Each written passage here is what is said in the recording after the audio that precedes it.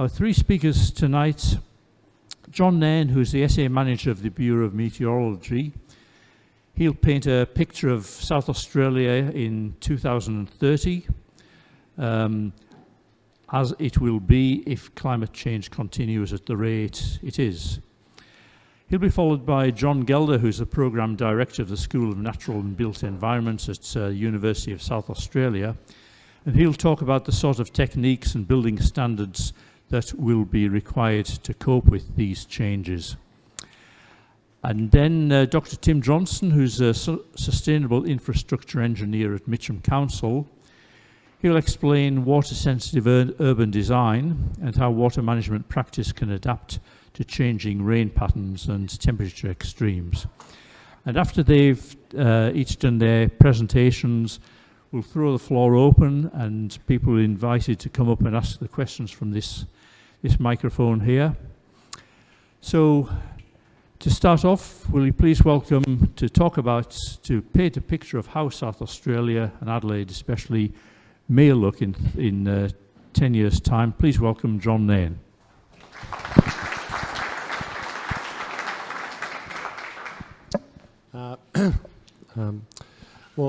Thank you very much for the invitation this evening. Couple of disclosures.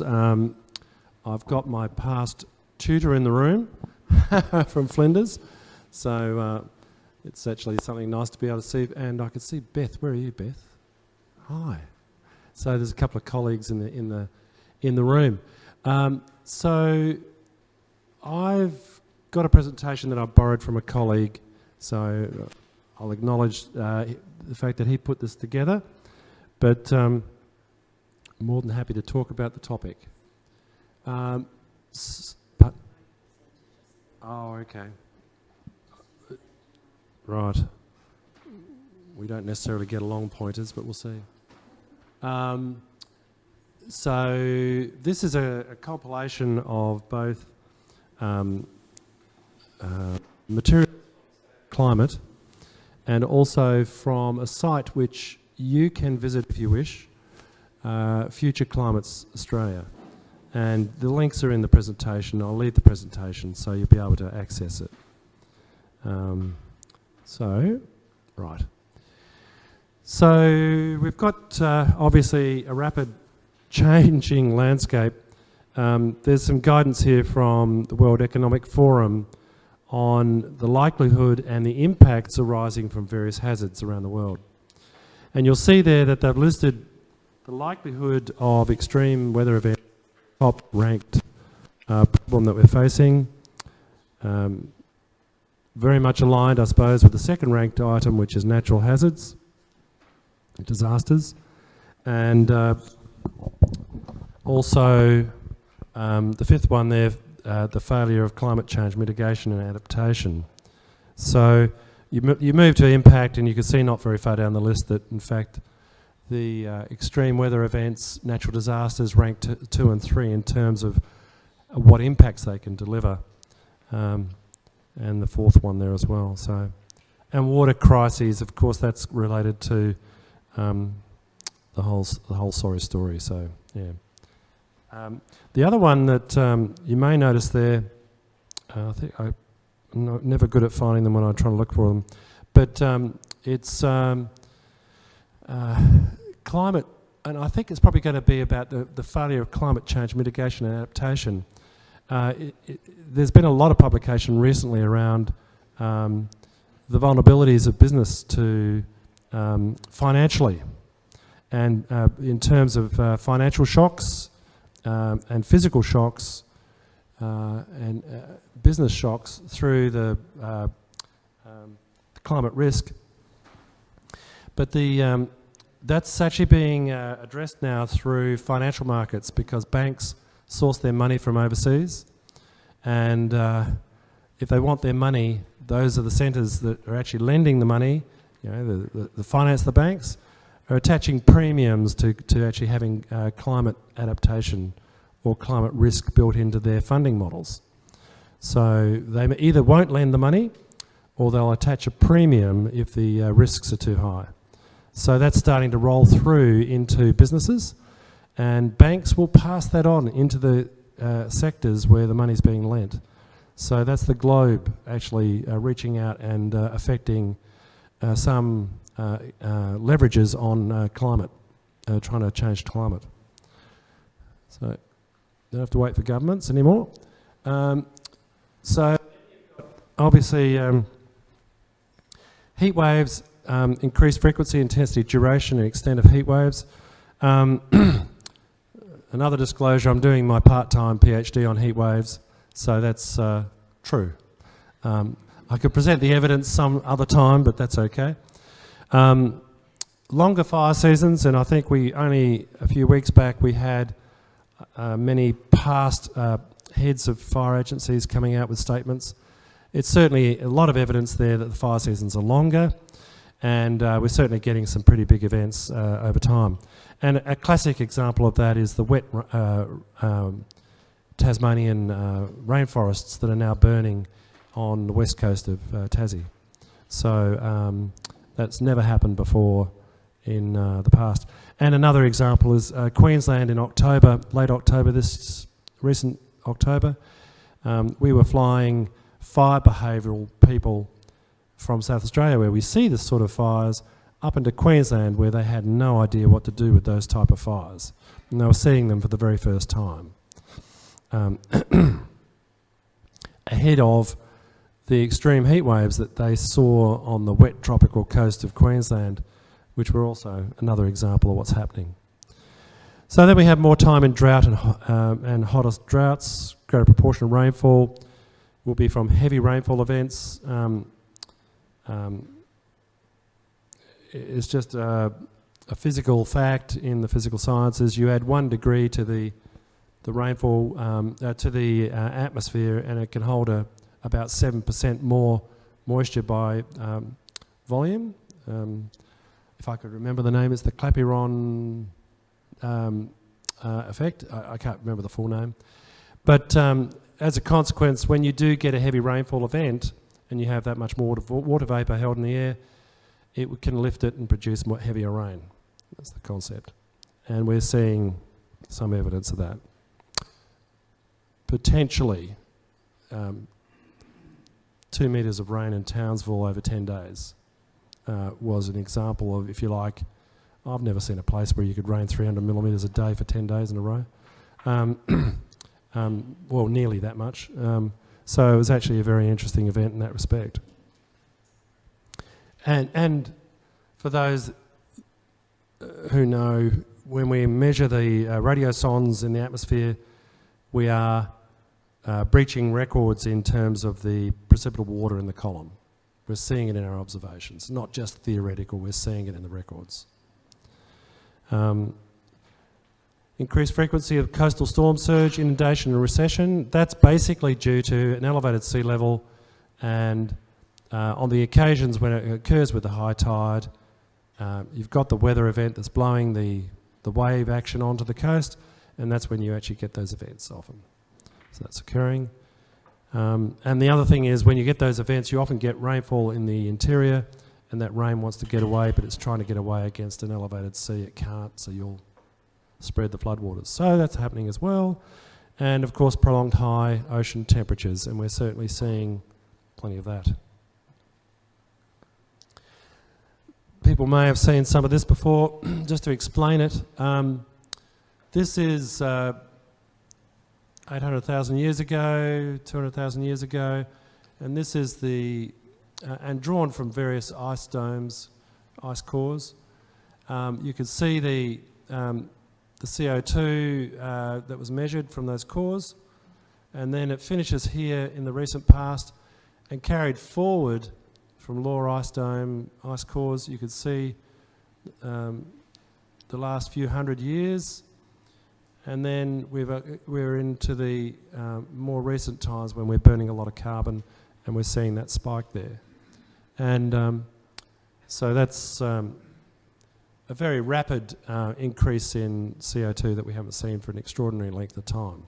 So we're in the middle of a very interesting experiment. The temperature changes that we've seen in our climate record, you can see here both the sea surface temperature and the air surface temperature. are rising, and they're in the order of a degree warmer than they have been the long-term mean in the past. So there's warming occurring. If you do what some people do in the denialist space, you pick out stations and argue over whether we've, in our endeavour to homogenise the data, i.e. keep it to a standard, you can argue the toss, but you can't argue the toss when you actually do it for the country, you know, when you're doing it for across a data set. And this is showing you the consequences of actually having warming, where you can see the increase in temperature over different epochs. So 1951 to 1980 is the orange curve, 1981 to 2010, it's moved to the right, 2003 to 17, it's moved further to the right, and it just means that, for instance, at the second standard deviation there, that anomaly of temperature from the mean is occurring there roughly 2% of the time. We go on another epoch and it's occurring about nearly 7% of the time. We go on another epoch, it's about 12% of the time. So it means that we stay warmer for longer. Yeah, and the tail also starts to get just that little bit further to the right over time. So we see new records. Take this last summer where we had new records. I think it was an exceptional event in January, was it? I think there's a slide for it coming up. So, does anyone here not understand what deciles are? If you rank your temperature distribution, you can divide it into divisions of 10 and you're either, if you're in the lowest decile, you're in the lower range of those maximums that have been in the past. If you're in the 10th decile, you're in the unusually high temperatures. And so these are decile type maps, and we can search for any events that exceed the record, and you'll see that brown area here effectively hasn't been seen before, so it's the highest on record. So we're creating new records all the time. I recently expressed some boredom with cracking these records all the time. I'm getting sick of it. You know. We keep on saying the same thing. So, and the impacts that we certainly see them in human health, and it's a global phenomena. If you go to 2003 heat wave in Europe, they first estimated the number of people that died in that heat wave in Europe to be 30,000 people. The last journal that I've seen about that particular event, 80,000 people died. It takes a while for health records to get refined and work it out. The Russians in 2010, they lost 56,000 people in the heat wave. How do they die? They don't all die from heat exposure. They can also die from drownings. The Russian president famously said, go for a swim. He forgot to tell them to don't drink as well. But anyway, lots of people drowned. And so there's plenty of these particular events. And I should not go on too long. But so clearly there's many ways in which we're impacted. And also we're seeing a decline in rainfall. It's probably about 30 years ago that Perth saw a 25% decline in its rainfall. That has a rather significant impact on runoff, because if you haven't wet your soils, you don't get the runoff to collect your water. So if it has a larger detrimental effect on actually what you collect when you reduce the rainfall. We're seeing some signs of that occurring across Southeast Australia now. So the Murray-Darling Basin's beginning to show signs of drying out, as we're expecting from our climate projection data. So we expect it to become drier, and that also has a feedback mechanism into becoming warmer.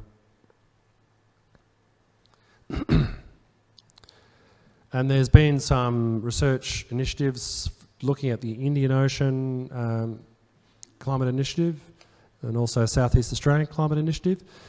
these things tend to kick in as we see the impacts start to rise, and but it's helped with the research. Fire weather. This is showing the rate at which per decade the fire danger index is changing. So where it's blue, it's getting a reduction in the increase in forest fire danger index, but the red is where it's increasing it per decade. And so where it's basically getting drier and hotter, the forest fire danger index is increasing per decade. And we're also seeing the fire danger seasons, they're longer, more intense, and when they're longer, the evidence is here in that graph that they're starting earlier. And that's an example of how they're starting earlier on the south coast of New South Wales, where the forest fire danger index is greater than 25.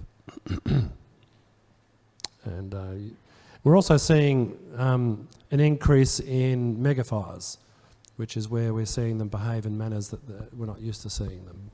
So they become megafire complexes because they get so large. And we're seeing that around the world as well. It's the rise of that occurring. Russia's incredible.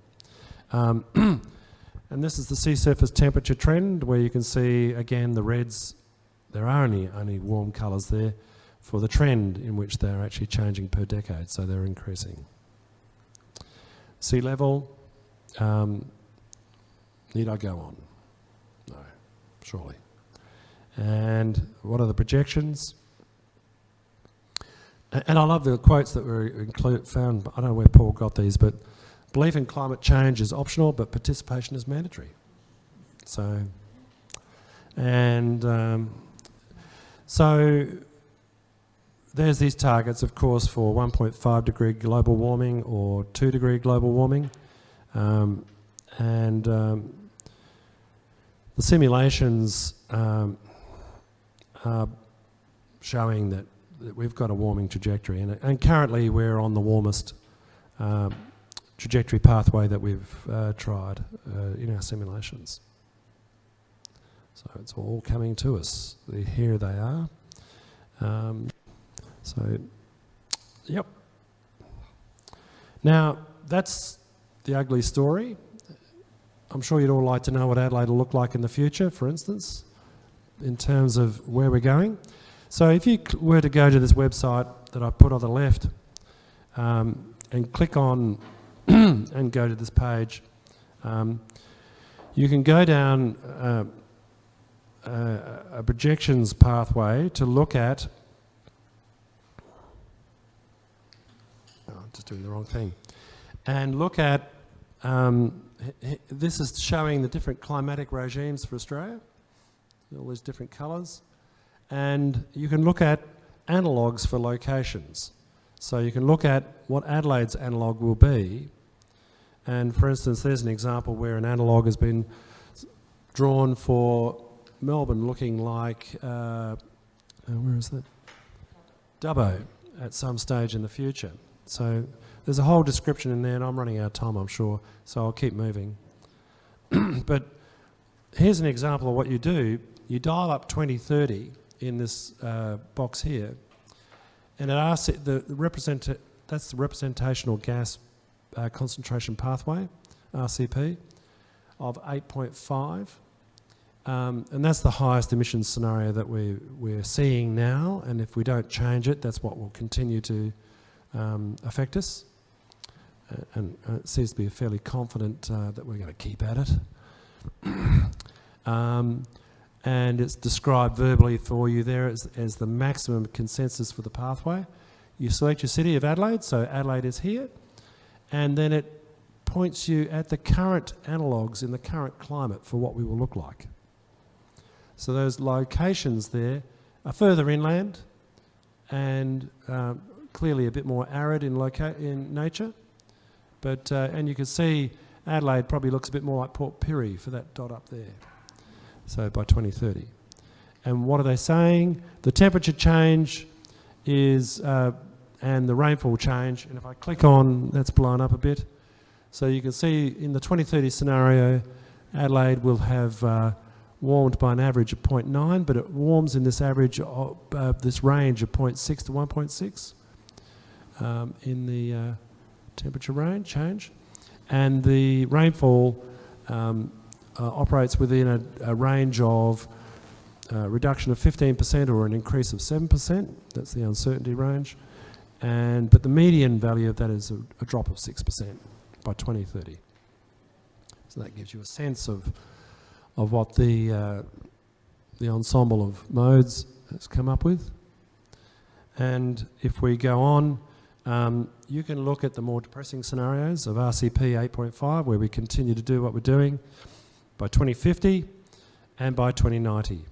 So you can see there a temperature increase of 1.7 as the median value, a rather horrible range, and a reduction of 11% in rainfall. And if you were to go further, you would see a 4 degree increase by 2090 and a reduction of nearly 30% by 2090. So that's all depressive. And thank you.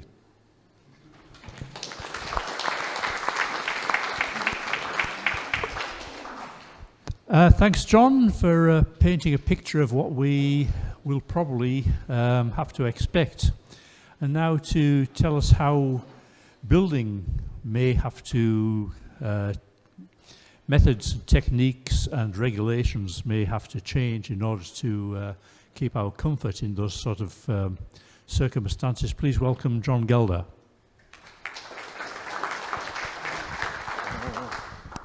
Thank you. Okay, this is a bit of a dibble-dabble into lots and lots of little topics. They were mostly suggested to me, so we'll see how we go. This is a construction worker struggling in the heat, tipping water over his head, which is what we're going to see a lot of. We need more water for that, of course. I just thought I'd put climate change into some sort of context. It is pretty bad. We've just heard that. The razor blades being passed around now, I think you said. But if you're an animal, climate change is just that little bit of blue on the end there. Their lives are being affected by habitat degradation, pollution, exploitation, and invasive species and diseases. And in fact, climate change is just a small part of their changing lives. The rest of it is down to us, really. So we have to do better if we want. Well, anyway, I just thought I'd put that in, just if you really want to pass the razor blades around. The effect of climate change on building design. Well, some places are getting hotter, some places are getting cooler, some places are getting wetter, some places are getting drier. If you're building a new building, it's not complicated. You just adopt designs from an appropriate climate. So John's already pointed out where the appropriate climates are. So if we're going to turn into Port Pirie, then we have to build our new buildings in Adelaide as if we're in Port Pirie, for example. So that's easy. What do we do with the existing buildings? That's the problem. And these are just thoughts off the top of my head, really. And when we get to hot climates, bulk insulation, bulk thermal insulation is not appropriate. It's really a winter insulation. We need reflective foil. So we replace our bulk insulation with reflective foil. And the other way around if we're getting colder. If it's getting wetter, we just need bigger downpipes and avoid the box gutters. We should always avoid the box gutters. It doesn't matter whether we're getting wetter or not. So we need to resize all of those things. If it's getting drier, I think we need to install rainwater tanks to hold on to the water that we're getting. If it's getting more humid, probably we should replace all of our window panes with louvers. You can open up the entire window that way, and that's really good for ventilation. You might even need larger windows for that. And install ceiling fans. If it's less humid, you can install evaporative coolers. If it's windier, you brace your structures and maybe have smaller windows. And if it's stiller, i.e. not windier, you might have to review the whole idea of wind energy. And the reason I'm mentioning that is that there's this thing called the Great Stilling, which is apparently, weirdly, and you know more about this than I do, but globally it looks like winds are actually slowing down, apart from the extreme event. I wouldn't know. It's a bit contentious. So one of the things that's going to happen with all of this, with new buildings especially, is that the aesthetics of architecture is going to have to change. So the sorts of buildings we're used to seeing right now in Adelaide are not the sorts of buildings we'll be seeing into the future. So we need to get our heads around a new aesthetic, basically. Many years ago when I was a student, we had a book called Design with Climate. We need a new version of that, which is Design with Climate Change, which is not the same thing. In terms of structural stuff, strong winds, we're not getting windier generally, but the winds that we are getting stronger, so the 1 in 100 year winds are now rocking up 1 in 50 years instead. And that's what happened here. These pylons, which all fell over in 2016, were designed to withstand 1 in 100 winds according to their design standard of the day when they were designed. And we don't have those 1 to 100 winds anymore. They're much more common. And so these things all blew over. They were not designed for those wind strengths. So there you go. Interestingly, back in 2012, my former head of school, Julie Mills there, and her colleague were researching this, modelling of steel lattice tower angle leg reinforced for increased load capacity. This is back in 2012. My understanding is that the Power Authority wasn't interested, which is why they all blew over, because they hadn't gone around reinforcing the pylons, when they bloody well should have. Hopefully they're doing it now. I have no idea. Are we going to get this bad, where suddenly Adelaide finds itself in a cyclonic zone? I don't think so, but you can see cyclones, for some reason, intermediate is red. I always think of red as more hazardous than anything else, but anyway, it's only intermediate. It comes all the way down to Perth and well beyond Brisbane. Is that going to shift? I don't know. But those sorts of events might get more common, but they're probably not going to hit Adelaide. Not that I would know that either. Sorry, getting out of my territory here. One of the things I was asked to look at was Earth temperature stabilisation. So when I was a student, I actually did my undergraduate thesis on underground desert housing. I was very interested in the idea of going underground for climate mitigation, for comfort. But also because in the desert it makes sense. If you go underground, you don't have to transport materials to your remote site, and you don't have to bring water to your remote site. You just dig a hole in the ground. So if you're a mining community, you've already got hole digging devices. So it made a lot of sense to me. The question is, can we do it? Should we be doing this anyway? So this is from a firm of architects in New South Wales, saying the advantages of earth-sheltered buildings are numerous. They are significantly more ecologically sustainable due to minimal heating, cooling and maintenance requirements, and because they maintain more vegetation as a carbon sink, because they don't have a conventional roof, they have growies on the roof instead. So these guys think they're fabulous. Here's an example of one that they've built. They've built quite a few. So if you want to go underground, this is what I mean by getting used to a new aesthetic. So this is a house of the future, maybe. And of course then there's the Kubipedi type arrangements as well, which are also very different to what we're used to. So if you want to go underground, it certainly brings mitigation of extreme cold extremes and extreme heat inside those spaces. In terms of underground, the other aspect to look at is the business of underground energy. This is a map showing geothermal resources in Australia. Australia is blessed with resources for energy of all kinds. We've got coal if we want it, we've got oil if we want it, we've got gas if we want it, we've got wind if we want it, sun if we want it, we've got geothermal as well. The little pink squares in South Australia are, as it says at the top there, they are geothermal exploration licenses and applications. People are out there right now looking to see, this is for power supply, this is not residential usage, this is large scale geothermal power supply. So people are out there looking at this right now. We'll see what happens. It's a long way from anywhere though if you want to run a power cable. Another one I was asked to look at was multi-dwelling construction. Is that going to make sense? Should we all live in buildings which we share with lots of other people? Well, if you have a building with lots of people in it, then relatively speaking, you have a small envelope for the floor area. So if you have a freestanding house with one person in it, it's got 4 external walls and a roof. If you've got 2 of those next to each other, you've lost one of the external walls for 2 people. And the more you have connected, the more external envelope you lose, which means that minimises heat gain, which can be important, and it minimises heat loss, which might also be important. There are some downsides. For example, you often end up with quite deep floor plates, which is a problem when it comes to natural ventilation and natural lighting. You also have residential units all around you, which means there are noise issues and privacy issues, perhaps.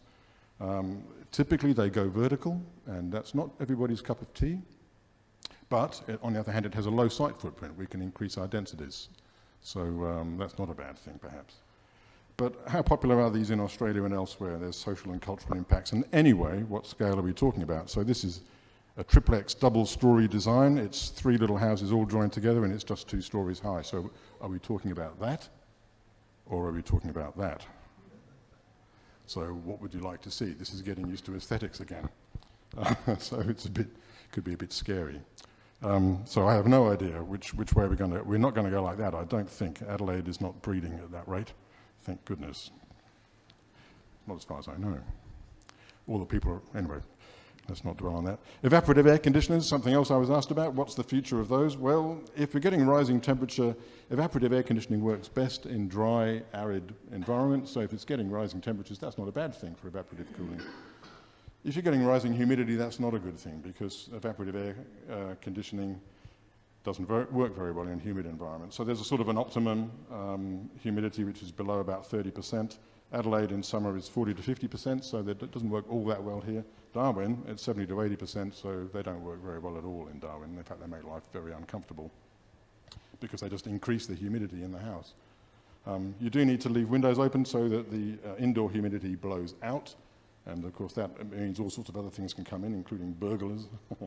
But you need that indoor humidity to go out, because otherwise you end up with mold and stuff inside, which is not good for you. So some people believe that evaporative air cooling is not a good idea at all. I think you have to, it's cheap, but you do need water, which is another problem we might have if we haven't got much of it. So there's a map of Australia from the Bureau, just showing the relative humidity at 3 p.m. in February. So anything within that middle zone is good for evaporative air cooling. Anything in the dark zones, 60, 70% up there in the top end, that's not good. So essentially that's a map of where evaporative cooling would work best and would work worst. Insurance was another thing I was asked to look at, and all these things that are happening. So I had a little scramble around. The cost of building insurance is rising, and exclusions are being extended. So here's a couple of quotes. In response, insurance premiums will increase and coverage will decrease. With any luck, that'll lead us to build more resiliently, curb our greenhouse gas emissions, and ultimately see increased storm severity for what it is, a consequence of climate change. This is basically an argument that if the insurers take over and drive things, then Americans will have to, this is an American article, have to wake up and realise that actually climate change is happening, because it's hitting their hip pockets. So in other words, he's seeing these changes to insurance as a good thing, as a way of actually getting action, really, which is perhaps a good way of looking at it. Another quote, insurance brokerage Steadfast, announcing its own results, predicted an increase in extreme weather events would push insurance premiums up for at least another 2 years. I suspect that's going to just go on and on and on. The extreme events are not going to get less extreme, they're going to get more extreme. So I don't think I think there's more to it than that. So if you want to insure your house, you've got a problem. We were just talking about hailstones. Very destructive. How do you insure against those? So in fact, what's happening then, the insurers are refusing to insure you if you are in a flood zone, for example, things of that kind. The insurance industry doesn't want to take on the entire risk itself. That's not equitable. So it's arguing, for example, this is just a list from the Insurance Council here, that we should reduce vulnerability to natural disasters by improving building codes. This is an interesting one. Building codes exist to protect human health and safety. They do not exist to protect buildings. Building codes are not interested in buildings. They're interested in us. So the reason we have fire codes is to protect us, not to protect the building. So it's always been the insurers that look after the buildings. So the code looks after us and the insurers look after the buildings and the contents. And here the insurers are arguing that the building codes start to look after the buildings, which is transferring traditional responsibilities, which would be a big shift if that does happen. So I'm not sure that that's ever going to happen from there in terms of the suggestion that they're making. So this is a rising frequency of natural disasters, and of course this is what's increasing insurance premiums. The poor old insurers are being hit year after year, harder and harder, and the premiums have to go up. Somebody has to pay for this. We might get to the point where it's cheaper to be bare, not insured at all. Professional indemnity insurance was another one, and I thought, well, that's pretty weird. Surely climate change has no impact whatsoever on professional indemnity insurance, because I'm an architect. Professional indemnity insurance is very important to us, very bloody expensive. Well, here we go. Moreover, the frequency and severity of traditional claims may increase substantially as a result of the phenomenon of climate change. Architects, engineers and builders may face claims of liability for failure to adequately account for, allegedly, climate change related events. So, the stuff that John was talking about before. So if we don't take this into account as designers, we might find ourselves being sued. If we're going to be sued for that sort of thing, then the premiums will go up. That's very interesting and it's a bit scary. Building regulations, another thing I was supposed to talk about. The NCC, as I said, actually deals with human health and human safety. It extends its scope from time to time, so it added accessibility 20 or 30 years ago. It didn't used to have it in there at all. It added energy efficiency at the beginning of this century, around 2003. Didn't used to have that in there either. So the scope gets extended every now and again, and we can expect that to continue into the future. The standards within the National Construction Code, it used to be called the Building Code of Australia, are also reviewed every 3 years and generally go up every 3 years. They currently have a heading called Health and Amenity. It doesn't have anything on, it doesn't have a heading called Thermal Comfort. It does have a heading on natural light and another heading on ventilation, and both of those requirements impact on thermal comfort, but the requirements are not in there for thermal comfort. The requirements are in there for good ventilation and for good lighting, but that has an effect on thermal comfort. They also have a heading then, energy efficiency. The only reason that is in there, it has one objective sitting on top of it. It is to reduce, not remove, reduce greenhouse gas emissions. That's it. So that's the only reason these requirements are in there, and they currently describe the requirements in the code for thermal insulation, U values of, and shading of windows, draft control, ventilation with or without ceiling fans, evaporative coolers, and the energy efficiency of heating and cooling systems. The only reason they're described in the NCC is to reduce greenhouse gas emissions. They are not there for thermal comfort. Is that clear? It's very odd. Now, what does that mean? Over the next decade or 2 or 3, up to 2050, all the coal-fired power stations in Australia are going to be shutting down because they're all reaching the end of their usable life. They're not going to be extended. So we're going to lose thermal coal in this fashion. What are we going to do about that? Well, you know what we're doing about that. We're busy, most of us anyway, have these RETs, these renewable energy targets. And I've plotted those on a little graph just to compare the different states. The circles indicate the population. So the ACT has got a little tiddly circle because there's only a few people live there. New South Wales has a big circle. It would be nice if all the big circles were at the top and were the most ambitious states. They're not the most ambitious states, they're the least ambitious states. The little states, Canberra and South Australia and Tasmania, are the most ambitious ones. Interestingly, ACT's target is to get to 100% renewable by 2020. I was reading earlier this week that they expect to get there by October this year, which is astonishing. So we're losing our coal-fired power. We are moving towards renewables.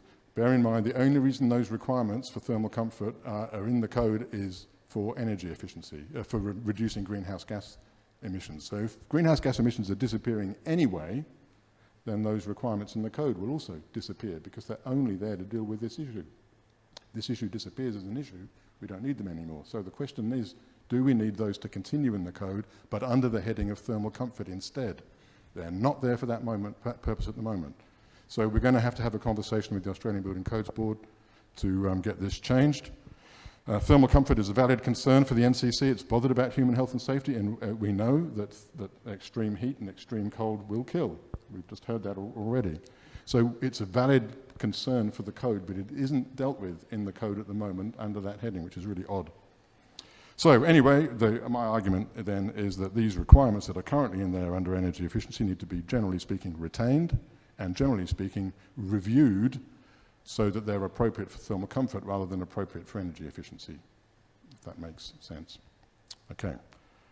Thank you for tolerating that slightly technical sidetrack. New planning regulations. Well, at the moment, I suppose we could and maybe should forbid development in flood-prone areas and bushfire-prone areas and coastal erosion-prone areas. But at the moment, we don't do that. At the moment, we allow it. We have guidelines. So we have guidelines for development in flood-prone areas from Melbourne Water. We have guidelines for development in bushfire-prone areas of Tasmania and Queensland. We have the State Code Coastal Development and Tidal Works guidelines as well. So you are allowed to develop in these dangerous areas, dangerous climatically speaking. Maybe into the future the planning code's going to have to bite the bullet and actually forbid you from building, partly for insurance reasons, partly for, I can think of all sorts of reasons for stopping people from doing this. Why are we doing it anyway? Because that's what happens when you do. That's a little coastal That's from way back in the 1970s, actually, so that's an old photograph. So this has been going on for a while. Heavy stuff, I'm getting a bit weird here. New planning regulations, maybe we should think about relocating populations from towns and settlements that are just not viable anymore. We already did it with Whittenham on the basis of asbestos. We're proposing to do it with Mintabi on the basis of drugs and alcohol.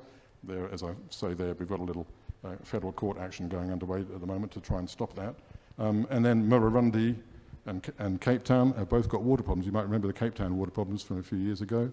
And they were about to run out of it completely, and that's not a little settlement. What the hell were they going to do? Uproot and go somewhere else? Maybe. They haven't, but they don't think that that problem's over. They think that problem's going to come back and bite them again. So what happens when if we find we're living in a settlement that is actually not viable in terms of water supply? What do we do? Okay, have I got time for a few more slides because I can stop? We're okay? Yep. All right. These were things that I thought I'd toss in just for fun that I wasn't asked to talk about. So these are just little asides. Human behaviour. All of this relies on human behaviour humans being sensible. And that very first slide I showed you was that humans can actually be really cruel and selfish. So we need to get more savvy, we need to get more socially responsible. And I'm a fine one to talk, so let's not throw stones in glass houses, but never mind, this is something we should be doing. Too many people leave their lights on 24/7 or their air conditioning on 24/7. My neighbour does, and it drives me nuts. So they don't sort their waste. They prize verdant, non-native lawns. They allow their cats to roam free, and they drive everywhere. Well, we all do all of that, pretty much, I'm sure. So we probably need to change our behaviour. To some extent, automation and algorithms can manage that, but we need behavioural change. Now, governments can, in extremis, take action on this. So we have the odd curfew around the planet, for example. I'm not saying we need curfews, I'm just giving you an example of draconian government action when things are going haywire. And of course we have the Sri Lanka face covering ban at the moment because things have gone haywire in Sri Lanka. So governments can intervene if the shit really does hit the fan. Is that shit going to hit that fan? And if so, what's the government going to do about it? Are they going to react like this? They won't if we behave ourselves. If we don't behave ourselves and carry on irresponsibly, they might. This is pure speculation. Okay. On a lighter note, we could all install cat-proof fences to keep them in the backyard or to keep them out of your backyard. You can get, I don't know if you can just see, but on the top of that fence there's this little rotating thing. If the cat steps on it, it just rotates and the cat falls off again. And that way you can keep cats out of your backyard, or if you've got cats in your backyard, they can't get out. So I think that's bloody good. I don't have shares in it or anything, but I think that's, generally speaking, a really good idea, because I don't like cats. Okay. Really? Yeah, really. Bushfire mitigation? No, I love them. They're lovely, friendly things, but they're murderers. Bushfire mitigation. We've talked about this a little bit already. You probably know that Aboriginal fire regime turned Australia into a land of eucalyptus over a period of 60,000 years, 50,000, 60,000 years. When Aboriginal people arrived, Australia wasn't dominated by the eucalypts. By the time they'd been burning every year in their hunting exercises, they'd changed the landscape. It took them 50, 60,000 years to do it. There's a lovely book then by Bill Gamage called The Biggest Estate on Earth, How Aborigines Made Australia, if you want to read around about that. It's a convincing argument, for me anyway. The window for burn-offs is shrinking because, as you say, the fire seasons are starting earlier. So there's a little period, there's always been a period for these light burns. We're running out of time for burn-offs, which means that these sort of devastating fires are going to become inevitable. The interesting thing then is this is just a speculation, if we can't manage eucalyptus properly, because eucalyptus loves to burn, Australia could turn back into its pre-Aboriginal fauna. No, I don't know. That would take another 60,000 years. So I won't see it. Anyway, just a thought. And there you go, there's a bit of Aboriginal burn-off. The interesting thing is that doing that regularly helps native animals, native wildlife, native plants. It's actually the way things have evolved in this country. We need that. Land management, I found a little article about a thing called natural sequence farming with an Australian farmer called Mr. Kenyon. Sorry, not called Mr. Kenyon, I forget his name actually. The article was called How Weeds Help Climate Change. That's not really what the article's about. But they're advocating a completely different approach to land management, a completely different approach to farming. So this is human behaviour again. And the business of tree clearing You know, climate change is being fueled by soil damage. Soil damage is happening because we're clearing the land. But, you know, Queensland has got some land clearing laws that some people think are pretty good. So there's an example of the before and after on the using natural sequence farming. And this is an example of what farmers are doing at the moment, pulling mulga trees down so they can feed their cattle. I decided just recently, I haven't started this process yet, to not eat any more beef and just ask everyone for kangaroo, please. I won't be able to find it, but it's just, I thought if I start asking, maybe somewhere along the line it'll become more readily available. There's plenty of it out there, and we don't need this for kangaroos. So that's that. Thank you.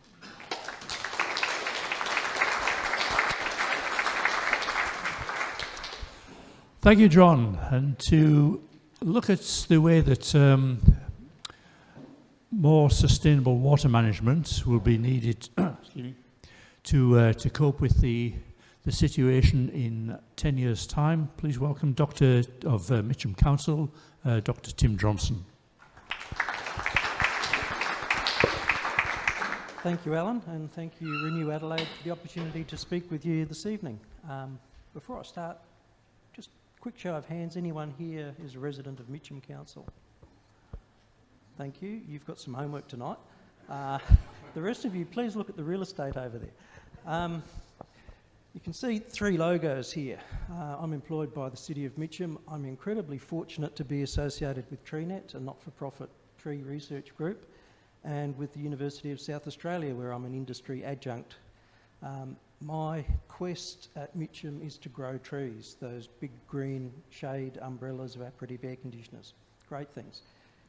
To grow great trees, I've had to study engineering.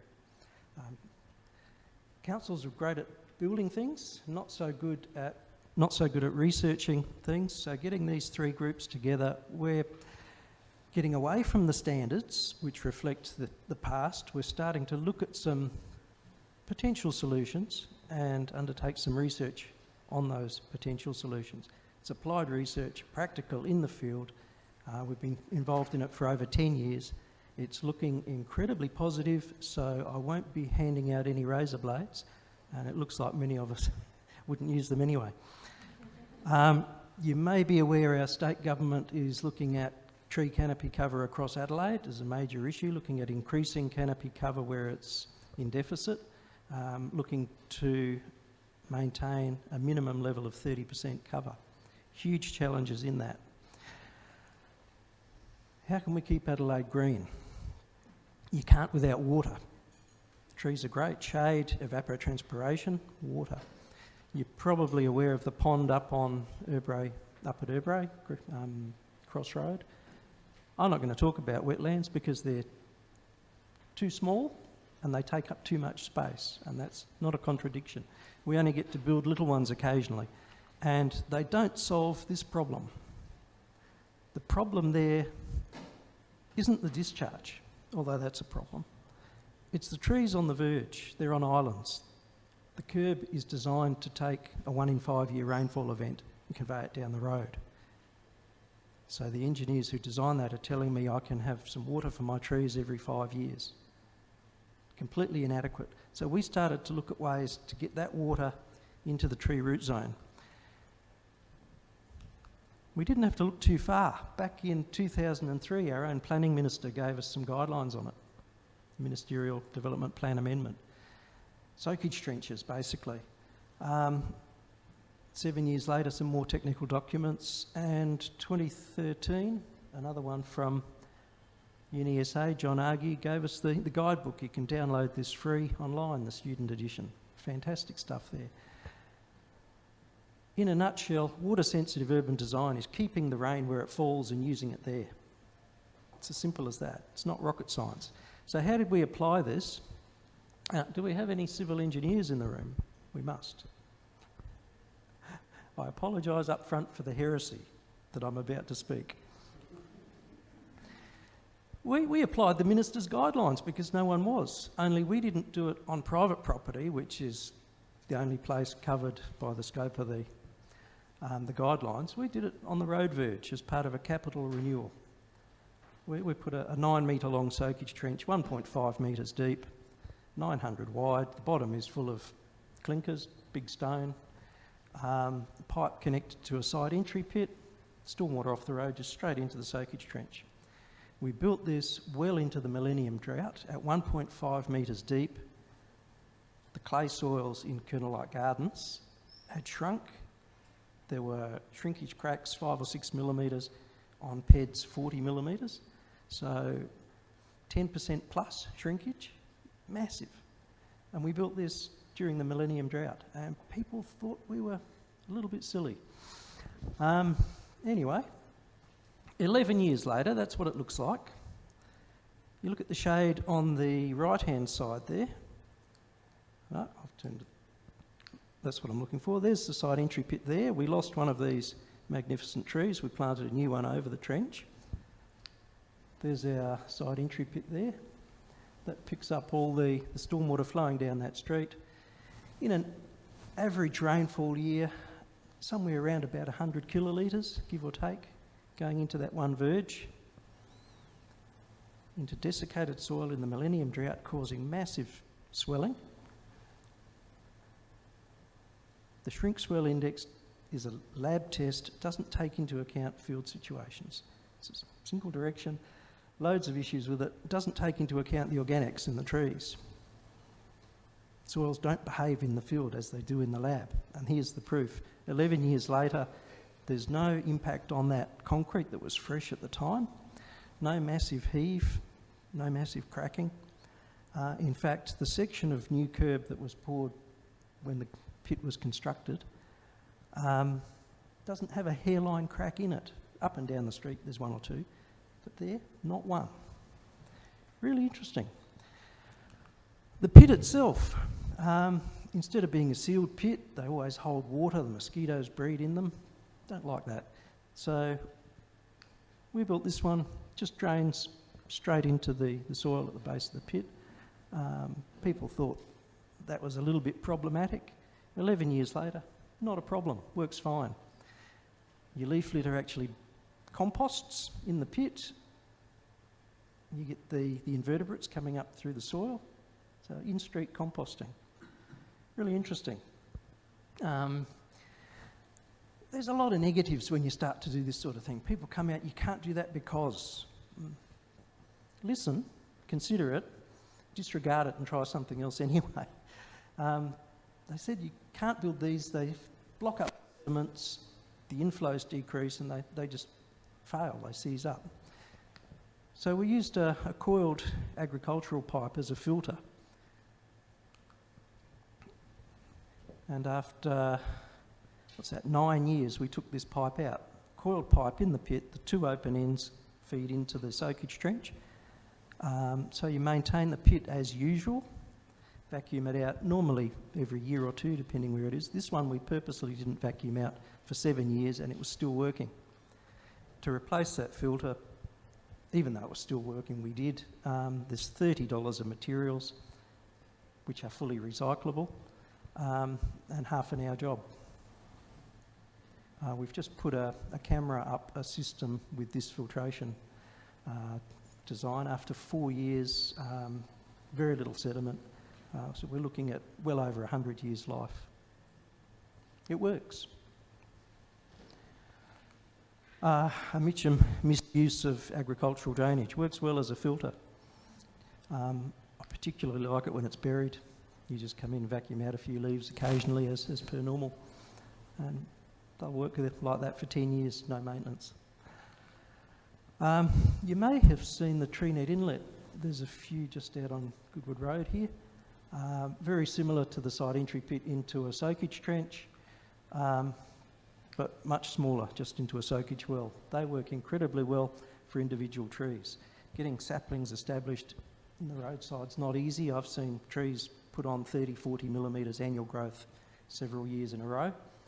Put one of these a couple of metres upstream and they're putting 300, 400, 500 millimetres a year growth.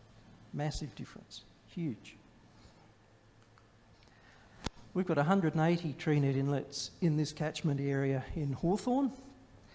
We've put a gauge in a junction box under the road there. We're measuring the outflows, quality and quantity.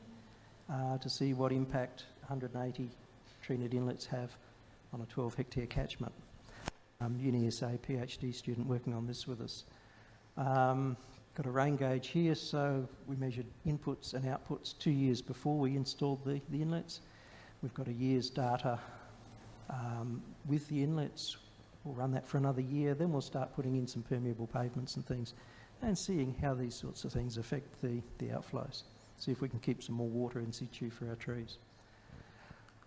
Loads of research happening. This is the catchment you've just seen. The equipment for the monitoring in the pit gives us the flow rate and the depth, and it extracts samples from under the pit that get off to the lab for analysis, tell us what concentrations of aluminium, zinc.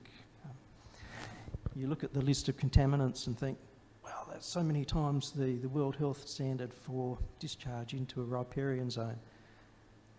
And I'll put my other hat on and think, gee, that's a really light on fertiliser mix. I wish we could absorb that into our verges for our trees. So there is a solution.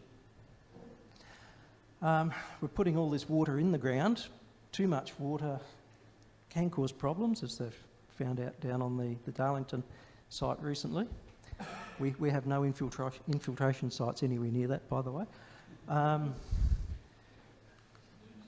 But that is a sap flow meter.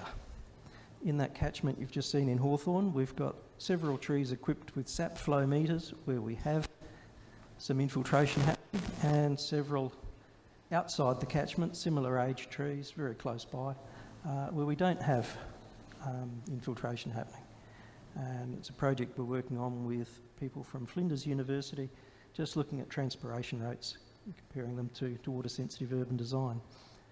Really interesting project. 3 of them, and they're solar powered. Great. It's really fantastic being able to work on these sorts of things in the streets. NRM board's been really gracious with funding over many years, a decade plus. We also looked at permeable paving. And you suggest something like this and you get the negatives. We've always done it this way. Don't go there. They block up with sediment. They don't work. All the same old stuff. I'll put that slide in.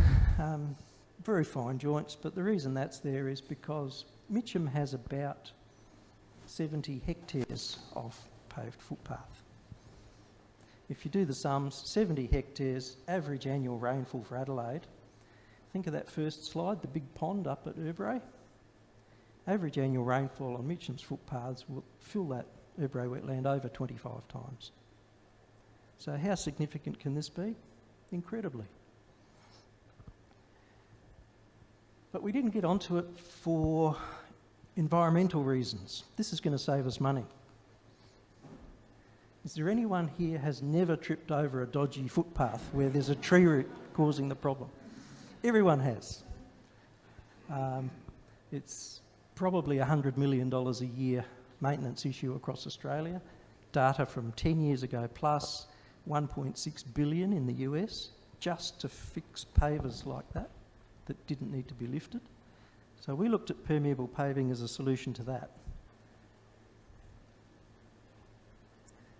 Sealed pavement cools off in the evening, you've got warm humid soil underneath, you get condensate form under your paving, generally in a sand layer which is highly porous on a compacted subgrade that tree roots can't penetrate. So the only place they can divide and extend, they can grow, is where there's liquid water which is right under the pavers, so that's where your roots grow. So standard pavement is designed to fail. It's time we stopped. That's the end result. Permeable paving is built on gravel, which is 40 to 45% air-filled or water-filled, depending on the season. Adelaide climate, dry as, hot as, roots can't survive in gravel. They're very seasonal. They grow up in the autumn, survive through the winter, last a little bit into spring, they die off. So a little bit of value. You see the roots there coming up through the geotextile under the permeable paving. The gravel is behaving as a mulch in the forest. Seasonal root growth vertical when the conditions are good, that dies off, trees need the water, seasonal root growth down. It's cyclical. 6 to 8 months life, most roots. As thick as your hair, they're the ones that do the absorbing. So permeable paving we thought would solve some pavement damage problems, liability, risk, injury, pain, suffering, all these things we don't want. And it worked incredibly well. After 10 years, that's how tree roots grow under your standard paving here, on a dolomite or gravel base on a layer of crushed stone. Horizontal, large, right the pavement off. Under permeable paving, we battered the gravel down around the trees, about a 45-degree batter.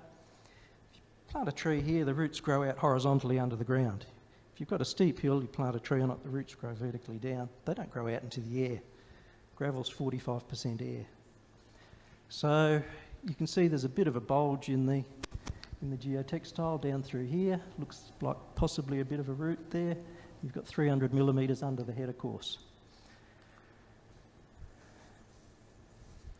This is the concrete edging from the header course. The header course sat out here. So you're about 150 millimetres from the tree, and you've got 200 millimetres plus to play with. So you can grow trees right hard up against infrastructure without writing it off. And you can get all the environmental benefits of the water as well. And the water actually gets to depth, and the surface soil is actually drier because it evaporates out through the permeable paving. So you've got stronger load-bearing soils under permeable paving. Most of the time. A little bit softer during winter. So we've started using permeable paving fairly widely, even at the top end of town. A little bit of noise as you drive along it, but no runoff. That can handle 3 times a 1 in 100 year event incident rainfall with a small gravel base. Works well. And it saves. This area used to flood regularly, low lying. The water would be lapping at people's doors up here. It's about 3/4 of a kilometre east of South Road. To upgrade the drainage pits, run the pipes down to South Road was going to cost $1.2 million. Permeable paving here and a little bit further down the road, soaking water away into the reserve, changed from 200,000. That was built in 2016. We had 2 really serious rainfall events at the end of 2016, springtime. No surface water here. Handled the lot. And that intercepts water all the way from Winston Avenue out east, massive catchment, swings down the side roads and into this and disappeared. The best part of the job, you get to work with people from all of these organisations. Absolute pleasure. Thank you very much.